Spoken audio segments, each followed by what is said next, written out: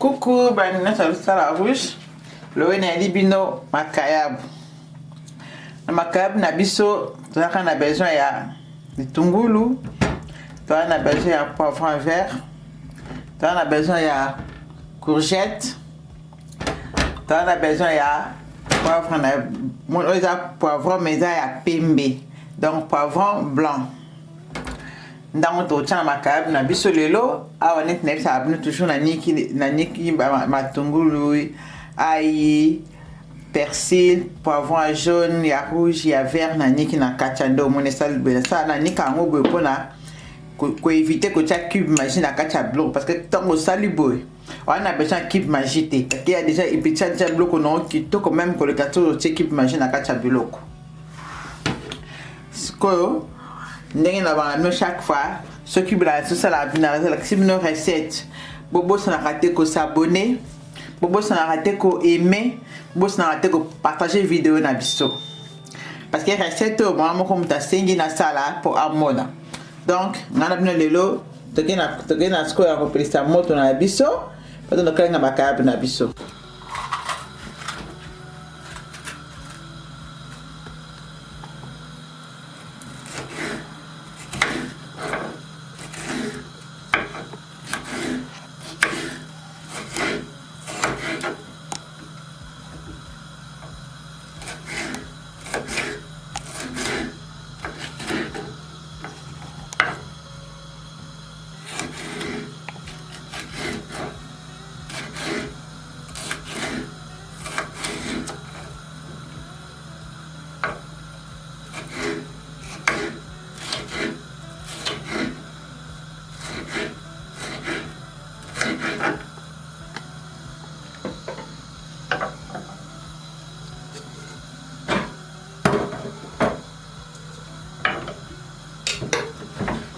when ba légumes na biso to sala na makayab ya ngone tu na kati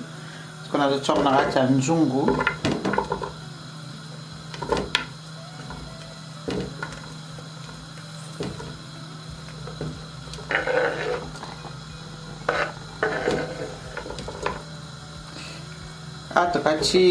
tokati ba poivron na biso ya vert tokati poivron na biso ya pembe tokati courgette na biso tokati matungulu nde yango totya na kati siko tokali na makayab na biso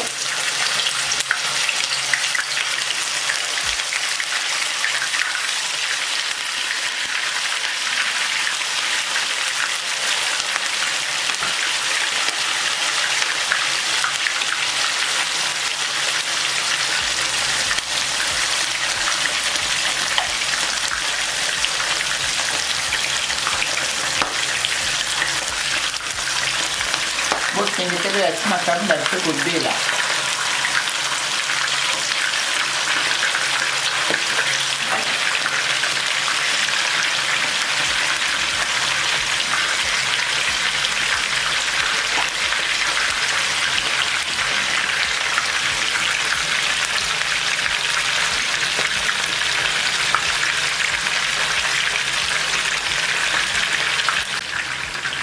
Una carne non bene. Donc ça on doit na blonde à mbis et à makayab ko tango moto makasi te parce que so chema to makasi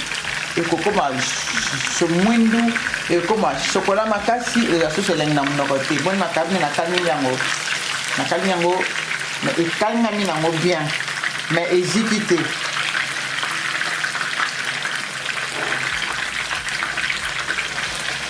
na kosa so zo lamba biloko nyonso tu mpa osaka moto makasi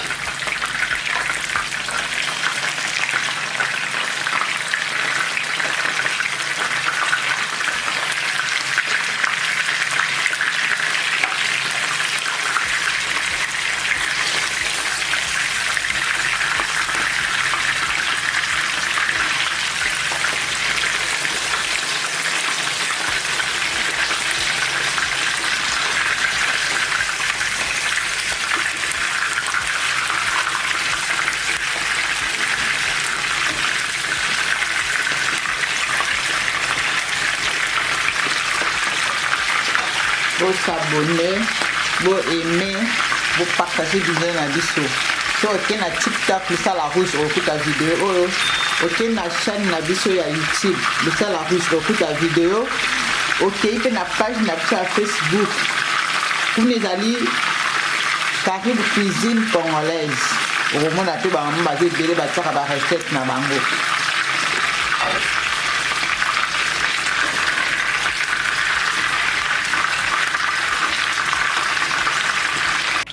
Quand on a mafuta ndampo mafuta eza ebele mpona kokalinga balégume na biso na kati awa.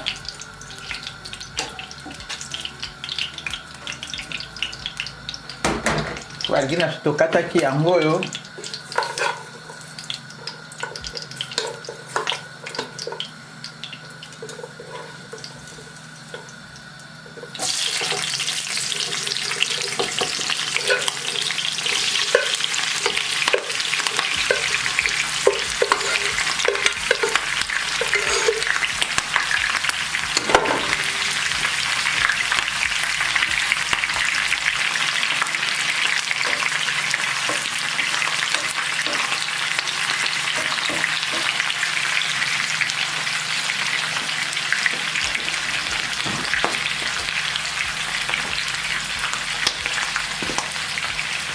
osala légume na yo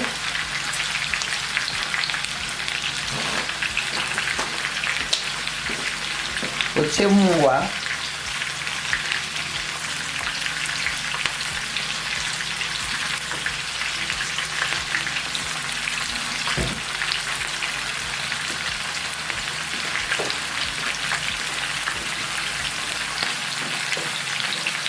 nsima watia muwa otie poivre blanc,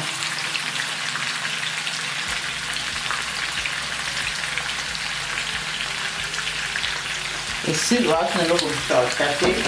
après wakati nango kotia banini matungulu na wana ai na yo onika te na bokende te boza ya tikango biloko na biso kobela nyonso bokei okorate omona recette.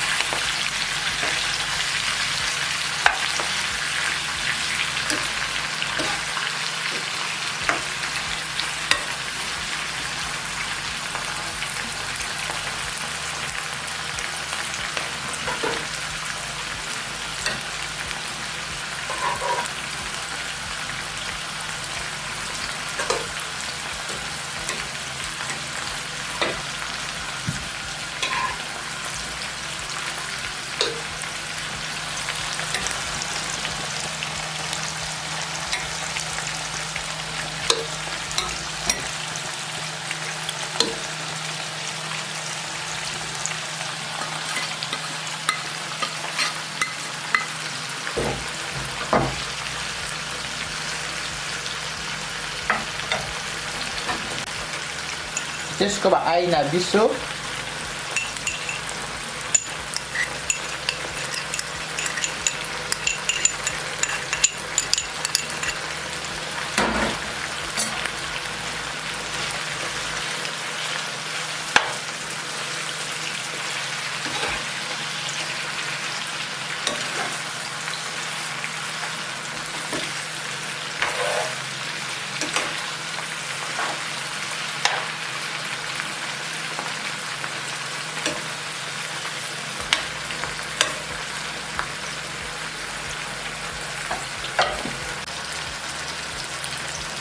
totie mai moke na kati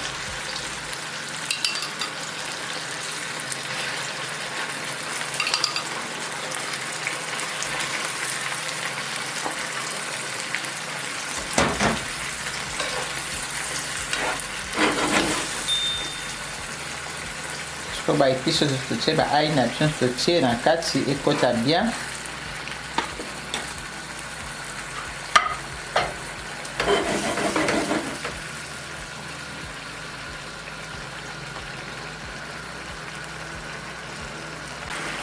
Bon, sikoyo nakayabi na banini sauce na biso ya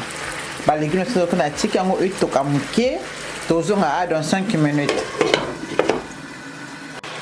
Bon, légume na biso omoni ebeli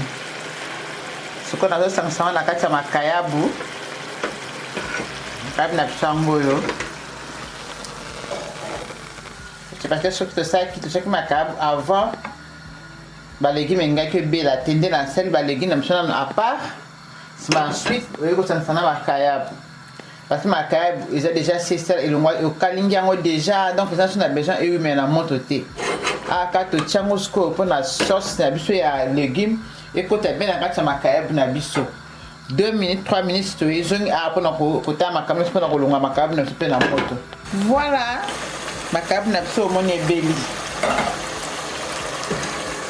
moni totie yaka mafuta ebele na kati te donc ere moko makayabu kolamba bango te okotia mafuta so afrika tolinga kolia mafuta makayabu na biso ebeli kobosana te kosabone kobosana te koaime kobosana mpe te kopartage video na biso donc makayabu na biso ndenge ebeli bien awa na biso yango oyo na ya biso bino eziki te nakomisi yango chocolat te mwindu te.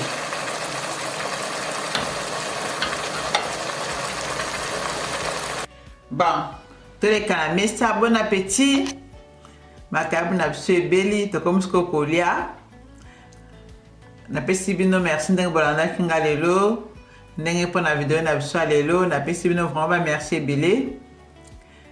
Bo s'abonner, bo aimer, bo partager vidéo na biso. Merci. Bye bye.